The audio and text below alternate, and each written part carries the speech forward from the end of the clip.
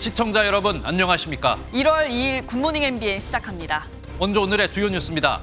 강원도 평창의 한 가스 충전소에서 폭발 사고가 발생해 2명이 전신 화상을 입는 등 모두 5명이 중경상을 입었습니다. 불길이 주변으로 옮겨붙어 주택 등 건물 14동과 차량 14대가 불에 탔습니다. 어제 일본 이시카와현에서 발생한 규모 7.6의 강진으로 지금까지 5명이 사망하고 밤새 여진이 이어졌습니다. 이 영향으로 우리나라 동해안에도 최대 67cm의 지진 해일이 발생했습니다. LA와 시카고 등 미국 곳곳에서 새해 첫날부터 총격 사건이 발생해 최소 8명이 사망하고 10여 명이 다쳤습니다. 특히 사람들이 많이 모이는 행사장에서 총격 사건이 벌어졌습니다. 국민의힘 한동훈 비상대책위원장은 오늘부터 전국 순회를 시작하고 민주당 이재명 대표는 문재인 전 대통령을 예방하고 오찬을 함께합니다. 오늘 4월에 치러질 총선에서 어느 당이 웃을지 각종 여론조사를 통해 전망해봅니다. 새해 첫 출근길 평년보다 포근하겠지만 전국 곳곳에서 오전까지 눈이나 비가 내리겠습니다. 지난 주말 사이 내렸던 눈으로 중부지방에 빙판길과 도로에 살얼음이 낄 수 있어 주의가 필요합니다. 새해 첫날부터 안타까운 사고가 발생했습니다. 어젯밤 강원도 평창의 한 LPG 충전소에서 폭발 사고가 발생해 남성 2명이 전신 화상을 입는 등 5명이 중경상을 입었습니다. 최민성 기자가 취재했습니다. 시뻘건 불길이 치솟고 새까만 연기가 주변을 가득 메웁니다. 불길이 옮겨붙은 차량은 뼈대만 남았습니다. 강원도 평창에 있는 한 LPG 충전소에서 폭발 사고가 발생했습니다. 폭발했을 당시에 LPG 가스 통이 계속 빵빵빵 하면서 폭발하는 상황이었고, 충전소 폭발로 인한 화재는 자정이 돼서야 완전히 진화되었는데요. 새벽 2시 반인 지금도 마스크를 써야 할 정도로 가스 냄새가 남아있고 바로 앞 세차장은 흔적도 없이 잔해만 남았습니다. 이 사고로 2명이 온몸에 화상을 입는 등 5명이 중경상으로 인근 병원으로 옮겨졌습니다. 화재가 확산하며 주택 14동과 차량 14대 등 재산 피해도 발생했습니다. 사고 전날부터 가스가 누출돼 마을 바닥에 깔려 있다는 내용의 신고가 경찰과 소방에 접수됐습니다. 제가 있는 쪽까지는 가스 누출이 무릎까지 왔고, 그리고 충전소부터 해서 이쪽 방향까지는 차 높이 정도만큼 가스가 가득 차 있었거든요. 한전은 추가 폭발을 방지하기 위해 사고 현장 인근 지역에 전기 공급을 중단했고 주민 25명은 인근 마을회관으로 대피했습니다.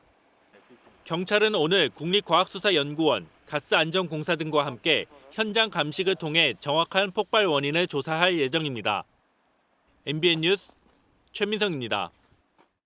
새해 첫날 일본에서는 지진이 발생했습니다. 우리나라 동해와 가까운 일본 이시카와현에서 규모 7.6의 강진이 발생했는데요. 지난 1995년 발생한 한신 대지진보다 큰 규모입니다. 일본에서는 지금까지 5명이 사망하고 밤사이 여진도 계속됐습니다. 이 소식은 주진희 기자입니다. 주차장 건물이 흔들리고 차들이 같이 움직이면서 엄청난 소리를 냅니다. 가정집 건물이 흔들리면서 집기들이 소란스럽게 쓰러지고 강물이 넘쳐 흐를 듯이 양옆으로 넘실댑니다. 주민들은 서둘러 지대가 높은 산으로 대피합니다. やば、車がやばいわ。みんな逃げてる。 어제 오후 4시 10분쯤 일본 이시카와현 노토 지역 동북방향 30km 부근 16km 깊이에서 규모 7.6의 지진이 발생했습니다. 지난 2011년 동일본 대지진 때의 9.0보다는 작지만 1995년 한신 대지진 당시의 7.3보다는 큰 규모입니다. かなり揺れました。タイミングが悪ければ本当に雪雪崩にあって死ぬところだったと思います。 이시카와현과 도야마현 등에서는 최고 5m의 쓰나미 경보도 내려졌습니다. 津波の予想されている地方においては一刻も早い避難をお願いしたいと思います。 아직 대규모 쓰나미 보고는 없었지만 건물 붕괴 등으로 오늘 새벽 5시 기준으로 5명이 사망한 것으로 전해집니다. 多数の110番通報や119番通報のほか、家屋の倒壊等の被害が確認をされています。建物倒壊等による生き埋めが6件発生をしていると、こういう報告を受けております。 일본 기상청에 따르면 밤사이 93번의 크고 작은 여진이 이어졌고 총리실 산하에는 대책실도 가동됐습니다. 외교부는 현재까지 파악된 우리 국민의 피해는 없다고 밝혔습니다. MBN 뉴스 주진입니다. 일본에서 발생한 강진은 우리나라에도 영향을 미쳤습니다. 동해에서 60cm가 넘는 지진 해일이 관측됐는데요. 심각한 수준은 아니지만 지진의 영향이 계속될 수 있어 한동안 주의가 필요합니다. 이어서 신용수 기자입니다. 어제 오후 6시 1분 강원 강릉시 남항진 앞바다에서 지진 해일이 처음으로 관측됐습니다. 일본 도야마현에서 진도 7.4 강진이 발생한 지 2시간도 되지 않아 동해안에 도달했습니다. 이어 오후 6시 6분 강원 묵호, 6시 10분 속초, 6시 15분 임원, 6시 52분에는 울진 후포에서도 지진 해일이 연달아 발생했습니다. 파고가 가장 높았던 곳은 67cm를 기록한 묵호입니다. 이외에도 속초 41cm, 임원 30cm, 남항진 20cm, 후포 18cm 등을 기록했습니다. 다만 기상청은 전반적인 지진 해일의 높이가 주의보 발령 기준인 50cm를 넘지 않을 것으로 전망했습니다. 계속해서 보여지는 값들이 낮아지고 있기 때문에 지금보다 더 악화되지는 않는다고 보고 있거든요. 그래서 주의보 이상으로 검토하고 있는 상황은 아닙니다. 그러나 지진 해일은 20에서 30cm의 높이만 돼도 선박과 어업시설뿐만 아니라 인명피해도 발생할 수 있어 주의가 필요합니다. 또 지진 발생 24시간 이후에도 지진 해일이 발생할 수 있고 해수면이 높은 만조에 지진 해일이 겹칠 경우 위험을 초래할 수 있습니다. 강원도는 동해안 6개 시군에 긴급 재난 문자를 보내 선박을 대피시키고 해변 주민들에게도 높은 지대로 대피할 것을 당부했습니다. MBN 뉴스 신용수입니다. 이스라엘이 팔레스타인 가자 지구에 투입했던 병력 상당수를 줄이기로 했습니다. 하마스의 반격이 감소했기 때문인데요. 이런 가운데 미군이 홍해에서 친이란 후티 반군과 처음으로 직접 교전을 벌여 반군 10명을 사살했습니다. 박혜빈 기자의 보도입니다. 이스라엘군이 가자지구에 투입했던 5개 여단을 전장에서 빼기로 결정했습니다. חלק מלוחמי המילואים יחזרו למשפחותיהם ולעבודתם כבר השבוע. 하마스의 반격이 줄어들면서 이스라엘군이 고강도 전면전에서 저강도 장기전으로 작전을 전환한 겁니다. 지난해 10월 하마스의 기습 공격 이후 대피했던 가자지구 인근 남부 지역 주민들은 집으로 돌아갈 수 있게 됐습니다. לפי המלצת צה"ל ומערכת הביטחון, אנחנו נחזיר בקרוב את היישובים שנמצאים בטווח של 4 ועד 7 קילומטר. 이런 가운데 미국은 홍해에서 민간 선박을 공격한 예멘의 후티 반군과 첫 직접 교전을 벌였습니다. 홍해를 지나던 컨테이너선이 후티 반군의 공격을 받고 긴급 구호를 요청한 겁니다. 미군은 즉각 헬기를 띄워 반군을 격퇴했고 이 과정에서 10명을 사살했습니다. 미국은 후티 반군과 전쟁을 원하지 않는다면서도 선박을 보호하기 위해 해야 할 일을 계속할 것이라고 밝혔습니다. MBN 뉴스 박혜빈입니다. 오늘 하루 중요한 일정을 소개해드리는 굿모닝 오늘입니다. 어떤 일정이 있는지 함께 살펴보겠습니다. 한동훈 국민의힘 비상대책위원장이 오늘 대전과 대구를 방문하며 전국 순회를 시작합니다. 한 비대위원장은 모레 광주를 찾아 5.18 민주묘지를 참배할 예정입니다. 오늘 이재명 더불어민주당 대표는 당 지도부와 함께 경남 양산시 평산마을에서 문재인 전 대통령과 오찬을 합니다. 이번 만남은 지난해 9월 이 대표 단식 이후 처음으로 당 내홍 수습 방안이 논의될지 관심을 끌고 있습니다. 대한상공회의소와 중소기업중앙회가 개최하는 경제계 신년 인사회에 주요 그룹 총수들과 경제단체장 등이 모입니다. 참석자들은 어려운 경영 상황을 공유하고 위기 극복 방안을 논의할 것으로 보입니다. 지금까지 굿모닝 오늘이었습니다. 정치권 소식입니다. 국민의힘 한동훈 비상대책위원장이 오늘 대전과 대구를 시작으로 전국을 순회합니다. 분당 위기 속에서 민주당 이재명 대표는 문재인 전 대통령을 예방할 예정인데요. 새해 시작부터 여야 지도부의 총선 시계가 빠르게 움직이고 있습니다. 박통일 기자입니다. 한동훈 국민의힘 비상대책위원장이 새해 둘째 날 첫 일정으로 점 찍은 곳은 대전입니다. 중요 선거에서 캐스팅 보트로 지목되지만 지난 총선에서 국민의힘이 단 한 석도 가져오지 못한 곳이기도 합니다. 국민의힘은 한 위원장의 이번 방문을 계기로 충청권 민심을 흔들어 놓겠다는 전략입니다. 이어 보수의 심장으로 불리는 대구를 찾은 뒤 모레는 광주와 청주를 찾아 각 지역 신년 할애식에 참석하는 등 광폭 행보를 이어나갈 계획입니다. 국민 여러분, 좋은 꿈 꾸셨습니까? 우리 국민의힘은 100일 남은 국민의 선택을 앞두고 동료 시민에 대한 그런 계산 없는 선의를 정교한 정책으로 준비해서 실천할 겁니다. 이재명 더불어민주당 대표는 문재인 전 대통령을 예방하고 오찬을 함께합니다. 분당 위기 속에서 이 대표는 민주당의 통합을 강조할 것으로 보입니다. 이 대표는 앞서 국립서울현충원의 고 김대중 전 대통령 묘역과 김해 봉화마을의 노무현 전 대통령 묘역을 잇따라 참배했습니다. 새해 첫날 서울에서 부산까지 이어진 행보에 지지층 결집을 위한 총선 승부처로 부울경을 꼽았다는 분석이 나옵니다. 비록 상황은 어렵고 힘들긴 하지만 그래도 우리 함께 손잡고 얼마든지 헤쳐나갈 수 있다고 생각합니다.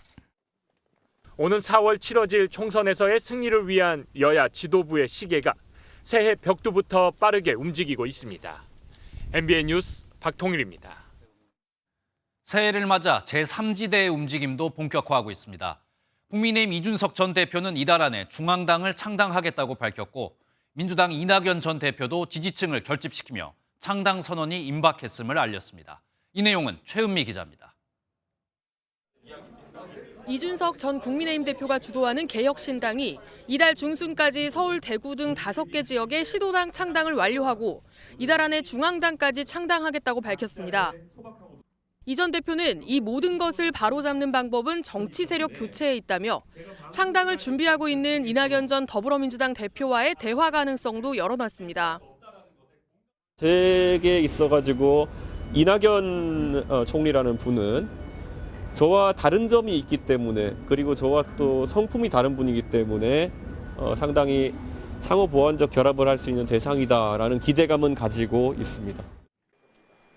측근인 허은하 의원은 물론 다른 의원들의 추가 합류에 대해서도 각자의 정치적 일정에 따라 차근차근 합류할 거라며 가능성을 열어놨습니다.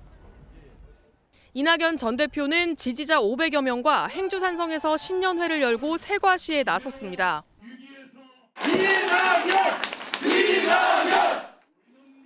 큰 싸움을 벌여야 한다며 창당 의지도 재확인했습니다.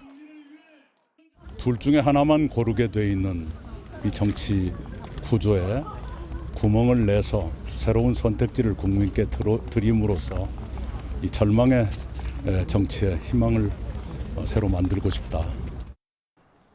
그러나 일부 언론이 보도한 4일 창당 선언설에 대해서는 당원들에게 고별 인사부터 하는 게 우선이라며 4일이란 날짜엔 장소가 예약되지 않았다고 확답을 피했습니다. MBN 뉴스 최은미입니다. 오는 4월 10일에 치러지는 22대 총선. 누가 어디에서 누구와 격돌할지 관심이 많습니다. 이번 총선은 특히 현 대통령실과 정부 고위직 출신 출마자가 줄줄이 대기 중인데요. 출마 예정자만 50여 명에 달합니다. 이지율 기자입니다. 현재까지 총선 출마를 희망하는 장차관급 인사는 15명, 대통령실 수석비서관, 행정관 등은 34명입니다. 원희룡 전 국토교통부 장관, 박문규 산업통상자원부 장관, 박민식 전 국가보훈부 장관 등을 제외하면 장관급 수도권 험지 출마자는 손에 꼽힙니다. 장차관 또 수석 이런 분들이 어떻게 보면 노블리스 오블리제의 정신으로 희생하고 헌신하는 데 앞장서야 된다. 윤석열 대통령은 그간 총선 출마를 희망하는 참모들에게 도전을 격려한 것으로 알려졌습니다.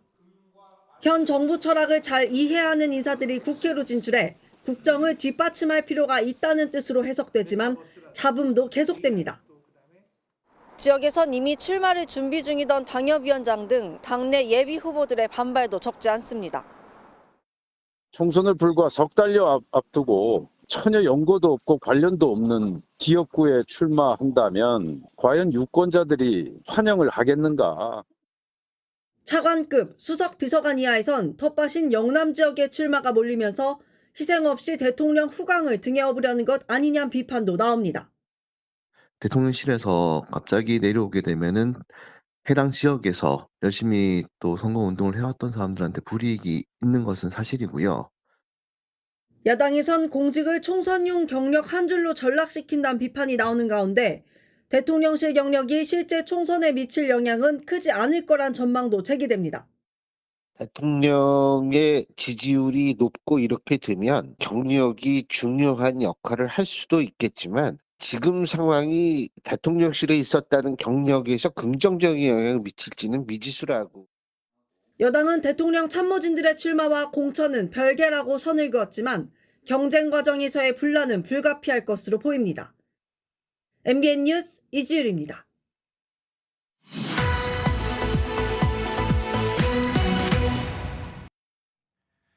오는 4월 10일 정치권의 명운이 걸린 총선이 치러집니다. 앞서 리포트에서 보신 것처럼 여야의 총선 시계는 벌써 빨라지고 있는데요. 정치부 권용범 기자와 함께 신년 여론조사 토대로 이번 총선을 한번 예상해 보겠습니다. 어서 오십시오. 권 기자, 우선 가장 궁금한 게 만약 내일 총선 선거가 치러진다면 어느 당이 이길 것인가 이건데요. 여론조사 결과 어떻게 나왔습니까? 네, 그 부분 가장 궁금하실 텐데요. 여론조사 결과들을 한번 같이 살펴보실까요? 국민의힘과 더불어민주당을 지지할 것이란 응답이 각각 33%로 똑같았습니다. 말 그대로 박빙 상태인데요. 지지 정당이 없단 무당층이 24%에 달해 무당층 표심이 이번 총선 승부처가 될 것으로 나타났습니다. 뿐만 아니라 한 여론조사에선 국민의힘이, 다른 여론조사에선 더불어민주당이 앞서기도 했는데요. 정권 심판론이 야당에 대한 지지로 옮겨지진 못했다는 분석이 나옵니다. 직접 들어보시죠. 심판론에 대해서는 동의는 하지만 그렇게 민주당이 심판한다 그러니까 그 부분에서는 공감도가 조금 떨어진다고 볼 수가 있죠. 네, 아직까지는 어느 한쪽도 압도적인 우위를 점하지는 못하는 그런 모습인 것 같은데 여당인 국민의힘은 한동훈 비상대책위원장, 이 한동훈 효과에 좀 어느 정도 희망을 걸고 있지 않습니까? 네. 이 한동훈 효과 실체가 좀 증명이 됐나요? 네, 특히 2030 여성에게서 한동훈 국민의힘 비상대책위원장의 긍정적 반응을 얻고 있는 것으로 나타났는데요. 네. 한 위원장 임명이 총선에 미칠 영향을 묻자 20대 여성의 40%, 30대 여성의 48%가 여당에게 긍정적일 것이라고 답했습니다. 윤석열 대통령과 국민의힘에 대한 2030 여성 선호도보다 3배 이상 높은 수치입니다. 어느 정도 좀 실체가 증명이 된 것 같은데 아직 좀 섣부른 예상이고 예측이긴 하지만 한동훈 비상대책위원장 대선 출마 이야기도 나오고 있지 않습니까? 만약에 이재명 민주당 대표와 이렇게 대선에서 양자 대결을 했을 때 여론조사 결과 어떻게 나왔습니까? 네, 조금 앞서서 전망을 해보면 앞서 보신 여야 정당 지지도와 좀 같은 흐름을 보였습니다. 네. 한 위원장과 이 대표가 양자 대결 조사에서 38%로 동률을 기록한 건데요. 다자 대결에선 이 대표가 27%로 21%의 한 위원장보다 높았지만 3위와 4위가 모두 여당 후보들이었습니다. 네, 그리고 이번 총선에서 또 하나의 중요한 관전 포인트 중에 하나가 바로 신당인데 이준석 신당에 대한 여론은 좀 어떻게 나왔습니까? 네, 일단 서울과 경기, 인천 등 수도권 모두 신당 등 제3지대 정당이 필요하다는 응답이 40% 넘게 나왔습니다. 네. 서울 유권자 25.3%가 이준석 신당을 가장 호감 가는 신당으로 꼽았고요. 조국 신당과 이낙연 신당이 각각 15.1%와 12.9%로 그 뒤를 이었습니다. 앞서 한 위원장의 경우 2030 여성 선호도가 좀 눈에 띄었잖아요. 반면 이준석 신당의 경우엔 남성과 30대 이하, 국민의힘 지지층에서 지지한다는 답변이 많았습니다. 다만 이준석 신당 창당에 대해 찬성 46%, 반대 40%로 오차 범위 안의 여론조사 결과 역시 나오기도 했는데요. 기대감이 수면 위로 올라오긴 했지만 조금 더 지켜볼 필요는 있어 보입니다.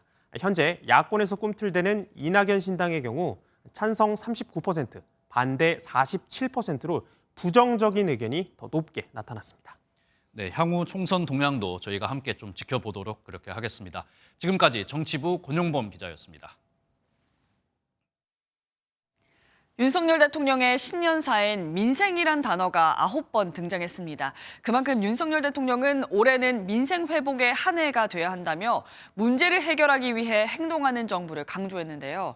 또 국민을 위한 개혁을 하려면 이권과 이념에 기반한 패거리 카르텔과 싸워야 한다고 말했습니다. 이기종 기자의 보도입니다. 집권 3년차를 맞은 새해 첫날, 윤석열 대통령은 지난해 민생의 어려움에 무거운 책임감을 느꼈다며 올해는 재도약의 한 해가 될 거라고 말했습니다. 경기 회복의 온기가 국민 여러분의 삶에 구석구석 전해지는 민생 회복의 한 해로 만들겠습니다. 노동과 교육, 연금, 3대 구조개혁 추진과 함께 지금까지와는 다른 차원의 접근이 필요하다며 저출산 문제 해결을 다시 한번 강조했습니다. 검토만 하는 정부가 아니라 문제 해결을 위해 행동하는 정부가 될 것입니다. 앞서 국립서울현충원을 참배하며 민생 경제에 매진하겠다고 다짐한 윤 대통령은 20분간의 신년사에서 경제는 19번, 민생을 9번 언급했습니다. 대통령실은 국민만 바라보는 행동하는 정부가 되겠다는 윤 대통령의 의지가 반영됐다고 설명했습니다. 신년사에는 지난해 서울 강서구청장 보궐선거 패배 이후 자제해왔던 이념이라는 표현도 다시 등장했습니다. 자기들만의 이권과 이념에 기반을 둔 패거리 카르텔을 반드시 타파하겠습니다. 모든 국민이 공정한 기회를 누리도록 할 것입니다. 이권과 기득권 카르텔을 언급한 데 더해 이념까지 범위를 확장해 더불어민주당의 86세대를 겨냥했다는 해석도 나옵니다.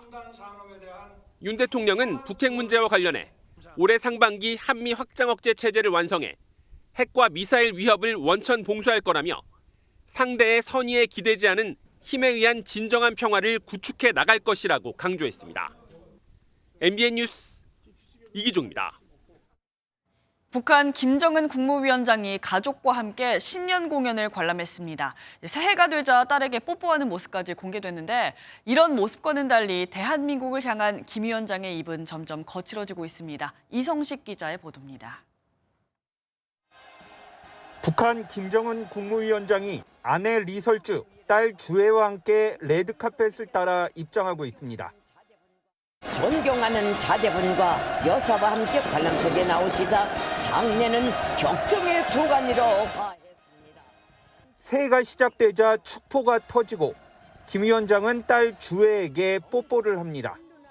김 위원장은 지난 31일 평양에서 열린 신년 경축 공연을 관람했습니다. 공연 관람에 앞서 김 위원장은 북한군 주요 지휘관을 소집해 적들의 무모한 도발 책동으로 언제든지 무력 충돌이 생길 수 있다는 것을 기정사실로 하라고 지시했습니다. 지난해 연말 전원회의에서 남북은 더 이상 동족 관계가 아니며 통일도 성사되지 않을 것이라고 강조했던 김 위원장.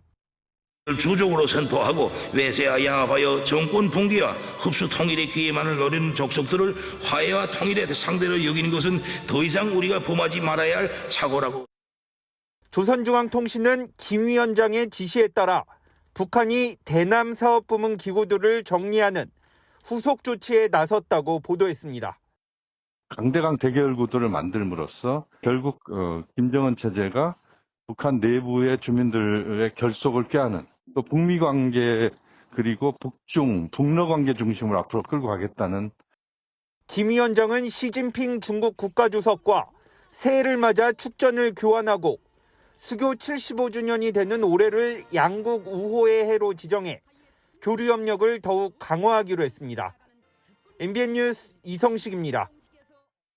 경찰은 사망한 배우 고 이선균 씨를 협박해 돈을 뜯어낸 유흥업소 실장 등 여성 2명에 대한 수사를 이어가고 있습니다. 최초로 마약 제보를 한 사람이 업소 여실장의 지인이자 이 씨로부터 거액을 뜯어낸 20대 여성이었던 것으로 드러났습니다. 황재헌 기자의 보도입니다. 배우 이선균 씨 사망까지 이어진 마약 사건의 첫 제보자가 유흥업소 실장이 아니라 이 씨를 협박해 5천만 원을 뜯어냈다 며칠 전 구속된 20대 여성 A 씨로 알려졌습니다. A 씨는 이선균 씨를 협박해 3억 원을 뜯어낸 유흥업소 실장 B 씨와 친했고 같은 건물 아래 위층에 살고 있었습니다. 그런데 업소 실장 B 씨와 사이가 틀어지자 B 씨가 마약을 투약한다며 지난해 10월 경찰에 직접 찾아가 B 씨 머리카락까지 제출하며 신고했습니다. 꽤 구체적이었던 A 씨의 물증과 진술을 토대로 경찰이 실장 B 씨를 수사하는 과정에서 이선균 씨의 이름이 나온 것으로 알려졌습니다. 이선균 씨와는 일면식도 없었던 A 씨는 이 씨가 연루돼 있을 가능성이 있다는 사실을 인지한 뒤 이 씨 측에 접근해 입막음용 합의금을 요구한 것으로 전해졌습니다. 마약 투약 혐의 알리려고 협박하셨나요? 5천만 원 받으셨나요? 경찰은 A 씨와 B 씨가 이 씨를 협박해 거액을 받는 과정에서 공모했는지 조사 중입니다. MBN 뉴스 황지연입니다. 추운 겨울에도 아랑곳하지 않고 중국 어선들이 하루에 100척 넘게 서울에 몰래 들고 있습니다. 촘촘한 그물로 만들어진 이 범장망이란 불법어구로 어린 고기들까지 닥치는 대로 훔쳐가고 있습니다. 강세훈 기자가 취재했습니다. 서해에 불법 중국어선 수십 척이 떠 있습니다. 해경이 접근하자 도주하기 시작합니다. 물보라를 일으키며 도주 중에 계속하여 정선 명령 실시 중이고. 해경 고속단정이 중국어선에 접근해 특공대가 신속하게 올라탑니다. 조업 허가를 받지 않고 우리 측 수역을 침범했습니다. 제압 완료. 180도 남아하겠음. 중국어선들은 불법어구로 어린 고기까지 싹쓸이하고 있습니다. 간격이 2cm로 촘촘하고 길이가 200m에 달하는 그물로 한 번에 수십 톤의 고기를 훔쳐가고 있습니다. 서해 우리 측 해역에 출몰하는 불법 중국어선은 하루 100척이 넘습니다. 코로나19 사태 이전보다 3배나 많습니다. 해경은 서해 전역에 경비함정을 증강 배치했습니다. 퇴거가 아닌 중국어선을 아예 붙잡아 압류하고 3억 원의 과태료도 부과합니다. 서해 바다를 안전하고 풍요롭게 이용하실 수 있도록 해양경찰이 최선을 다하겠습니다. 믿고 맡겨주십시오. 소! 호! 코로나19 여파로 주춤했던 불법 중국어선과의 전쟁이 다시 시작됐습니다. MBN 뉴스 강세훈입니다. 세종시의 한 복숭아 밭에서 일하던 60대 남성이 야생 멧돼지에게 공격을 당해 크게 다쳤습니다. 겨울철 먹이가 부족해진 멧돼지가 사람들이 사는 곳까지 내려오는 일이 늘고 있다고 합니다. 보도에 김영현 기자입니다. 밭 한가운데 나무가 힘없이 쓰러져 있고 주변에 동물 발자국이 나 있습니다. 비닐하우스 앞에는 곳곳에 핏자국도 보입니다. 어제 오전 9시 반쯤 세종시 전동면 청남리의 한 복숭아밭에서 일하던 60대 남성이 야생 멧돼지에게 들이받친 뒤 물렸습니다. 이곳에서 멧돼지에게 공격을 당한 남성은 인근 마을회관으로 대피한 뒤 119에 신고했습니다. 옆구리 통증하고 출혈이 있다는 신고 내용을 받았어요. 지금 중상이셔서 지금 병원에서 치료 중이신 걸로 알고 있습니다. 사고 발생 4시간 만에 유해조수 포획단에게 사살된 멧돼지는 크기 160cm, 무게 200kg 정도로 다자란 수컷입니다. 겨울철 멧돼지가 깊은 산속에서 내려오는 건 먹이가 많이 부족해졌기 때문입니다. 최근에는 이 지역의 산 곳곳이 개발되면서 서식지까지 파괴되고 있습니다. 더욱이 이맘때면 멧돼지가 교미 시기로 예민해져 더 난폭해집니다. 발정 시기에 수컷들이 암놈들을 여러 마리 데리고 있는데 이 당시에는 주변으로부터 무엇이 오던 간에 다 방어하기 위해서 굉장히 사놓고 포악한 상태입니다.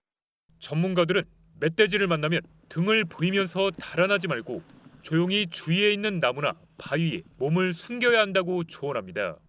MBN 뉴스 김영현입니다.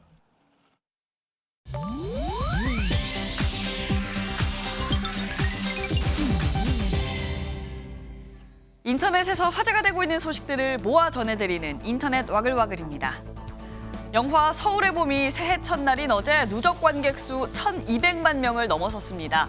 배급사 플러스엠 엔터테인먼트가 밝힌 소식인데요. 이는 지난해 11월 22일에 개봉한 이후 41일 만에 세운 기록입니다. 역대 1000만 영화 중 1145만 명의 해운대, 1156만 명의 부산행의 기록을 일찌감치 뛰어넘었고요. 1174만 명의 태극기 휘날리며도 제쳤습니다. 이 기세라면 1218만 명의 택시 운전사도 곧 넘어설 수 있을 것으로 보이는데요. 역대 박스오피스 1위는 2014년에 개봉한 명량으로 1716만 명의 관객을 동원했는데 엄청난 뒷심을 보여주고 있는 서울의 봄이 과연 최종 관객 수 얼마를 기록할지 주목되는 상황입니다.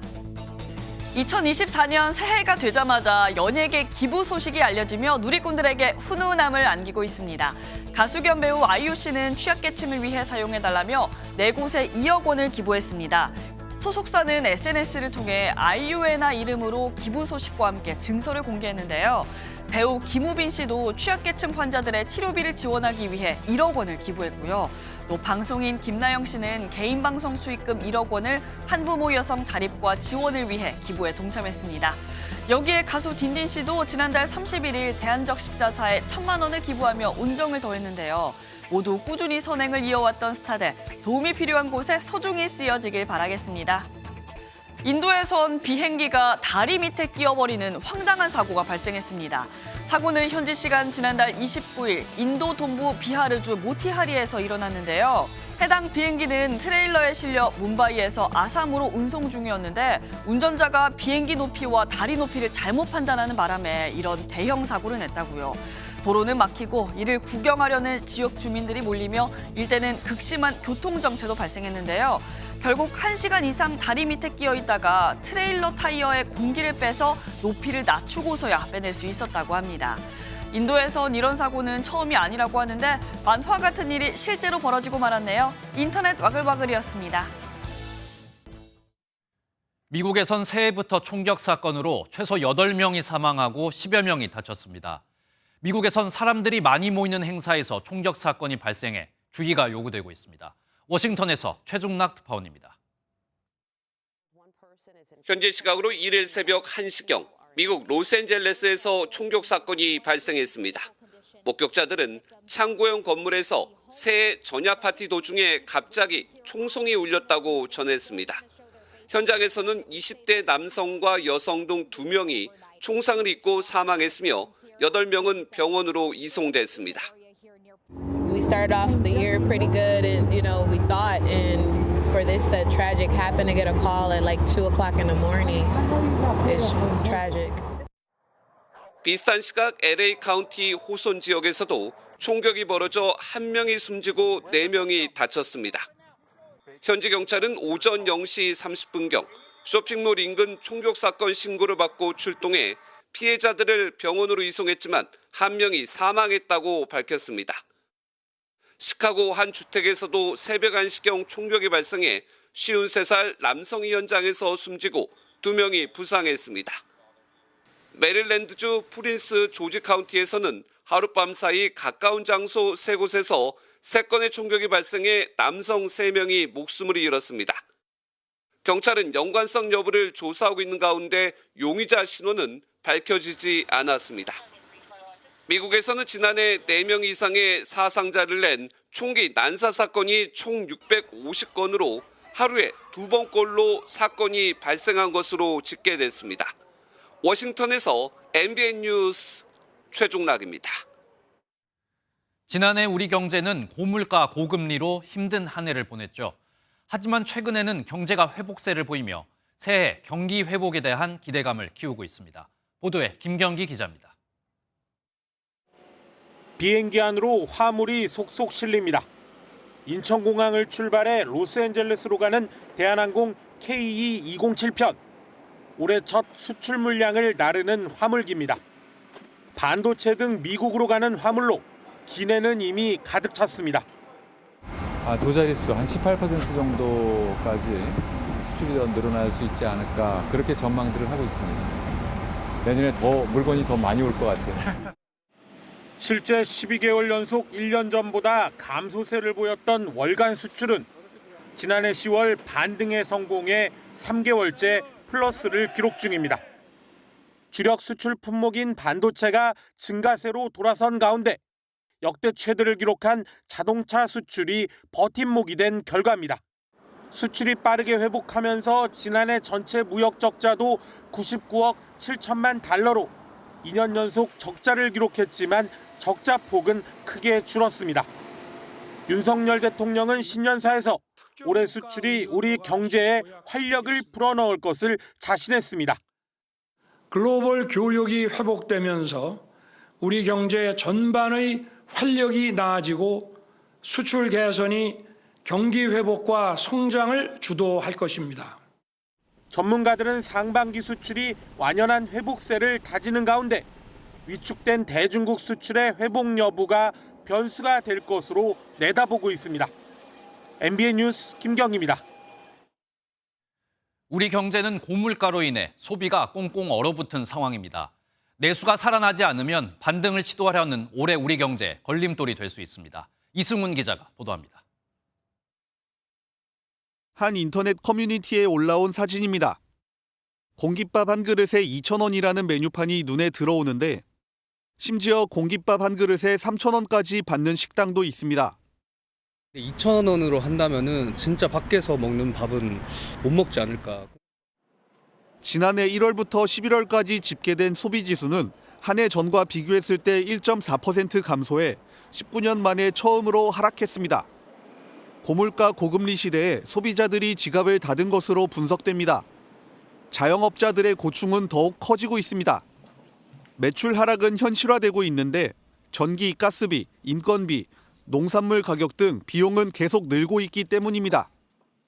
반 이상 줄어가지고 다들 힘들다고 그러지. 미나리가 보통 한 박스에 3만 원, 2만 원 하던 게 지금 6만 원, 7만 원 달러. 태영건설의 워크아웃 등 가파르게 위축되고 있는 건설업 경기도 반등을 노리는 우리 경제의 변수가 될 전망입니다. 살인적인 물가에 소비가 꽁꽁 얼어붙은 모습이지만 늘어나는 수출에 힘입어 경기가 되살아날지에 관심이 주목됩니다.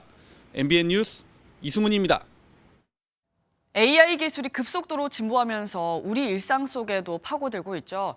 다음 주 열리는 세계 최대 가전정보 전시회 CES의 가장 큰 화두는 AI입니다. 좀 더 편리하게 사용할 수 있는 AI 기술들이 소개될 전망입니다. 김수영 기자입니다. 쇼 호스트가 직접 옷을 갈아입지 않고 바지를 바꿔서 입으면 딱 이런 느낌. 가상현실 속에서 순식간에 옷을 착용해 시청자들에게 스타일링을 제안하고 사은품 다시 한번 보여달래요. AI 캐릭터는 쇼 호스트에게 실시간으로 고객들의 요청 사항을 전달합니다.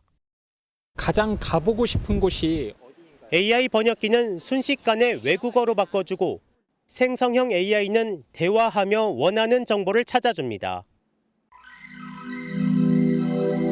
이처럼 개인의 일상을 바꾸고 있는 AI 기술.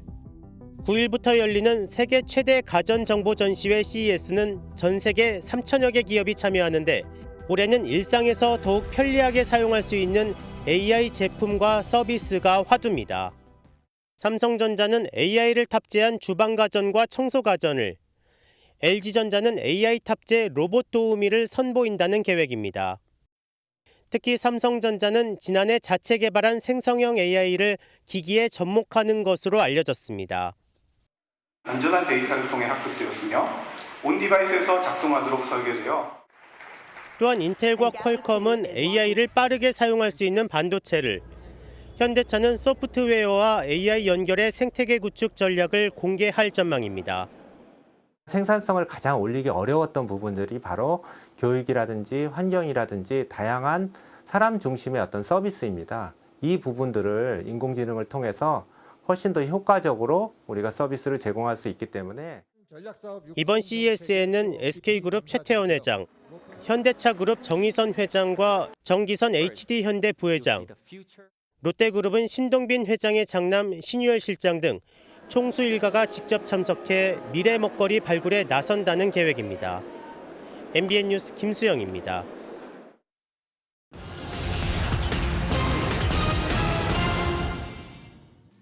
지난해 외국인의 삼성전자 순매수액이 16조 원을 넘으며 사상 최대치를 기록했습니다. 반도체 경기 회복에 대한 기대감으로 해석되는데 한국거래소가 통계 집계를 시작한 이후 가장 많았습니다. 외국인의 삼성전자 주식 보유율도 1년 만에 4.41%포인트나 늘어난 것으로 나타났습니다. 지난해 서울 아파트 증여 비중이 6년 만에 최저치를 기록했습니다. 한국부동산원은 지난해 1월부터 11월까지 서울 아파트 증여 건수가 6,100여 건으로 전년보다 거래 비중이 5%포인트 정도 줄었다고 밝혔습니다. 과세 기준이 시가 표준액에서 시가 인정액으로 바뀌면서 세금 부담이 커져 아파트 증여가 줄었다는 분석입니다. 올해부터 소주 등 국산 증류주의 공장 출고가가 10.6%까지 내려갑니다. 국산 증류주와 수입산 주류 간 과세 형평성을 맞추기 위해 국세청이 과세 표준을 낮췄기 때문인데요. 현재 1,247원인 소주의 공장 출고가는 1,115원으로 낮춰집니다. 지금까지 굿모닝 경제였습니다.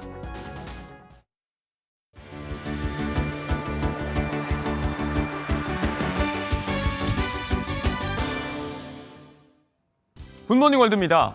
설레는 시작의 새해, 누군가에게는 끝을 알리는 시기이기도 했습니다. 죽을 때까지 재위할 거라던 덴마크 여왕, 현존 최장기간 재임을 자랑하던 그녀가 돌연 퇴위를 선언했습니다. 1972년부터 왕좌를 지켜온 덴마크 마르그레테 2세 여왕. 지난 52년간 각지를 누비며 현대사의 굴곡을 함께 해온 그녀가 돌연 신년사를 통해 퇴위 의사를 밝혔습니다. 오는 14일 장남인 프레데릭 왕세자에게 왕위를 넘기며 물러난다고 하는데요. 이 소식에 별안간 들뜬 건 호주 사람들입니다.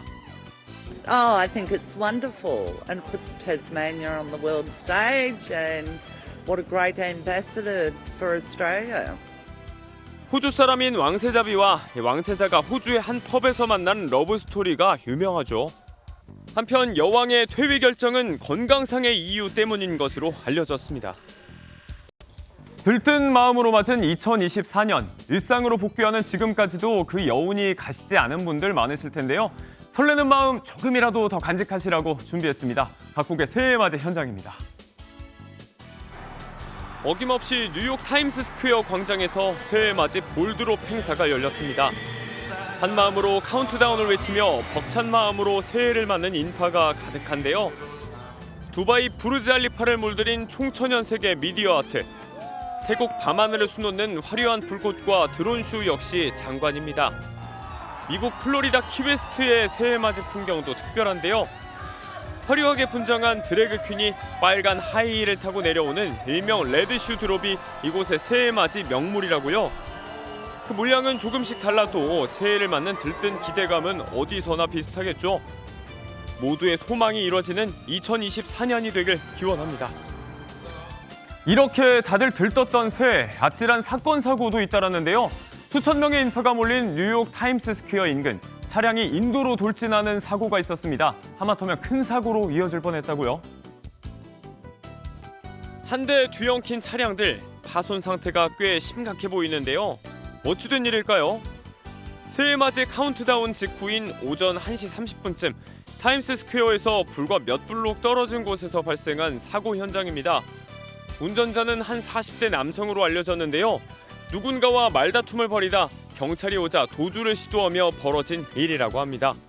이 사고로 푸드트럭 밑에 깔린 여성을 비롯해 7명이 다치고 운전자와 경찰관 1명도 병원으로 옮겨졌다고요. 다행히 모두 생명에는 지장이 없다는데요. 기분 좋게 맞은 새해, 이렇게 가슴을 쓸어내리게 하는 소식도 있었네요. 굿모닝 월드였습니다. 올해 열리는 가장 큰 스포츠 이벤트, 파리올림픽입니다. 7개월 앞으로 다가온 올림픽을 위해 국가대표 선수들이 금빛 코리아를 다짐하며 구슬땀을 흘리고 있습니다. 박규원 기자입니다. 이곳은 충청북도 진천에 위치한 국가대표 선수촌입니다. 보시다시피 아직 해도 뜨지 않은 이른 시간이지만 국가대표 선수들의 하루는 지금부터 시작입니다. 어둠을 뚫고 하나둘씩 트랙에 모인 선수들이 영하 날씨에도 아랑곳하지 않고 몸을 푼 뒤 달리기 시작합니다. 달리기 후 숨 돌릴 틈 없이 체력 단련 훈련이 이어집니다. 최근 국제대회에서 부진을 면치 못한 유도 대표팀은 상의까지 벗어던지고 각오를 불태웁니다. 지을 수 없는 자신감을 만들어서 시합에 나갈 생각입니다.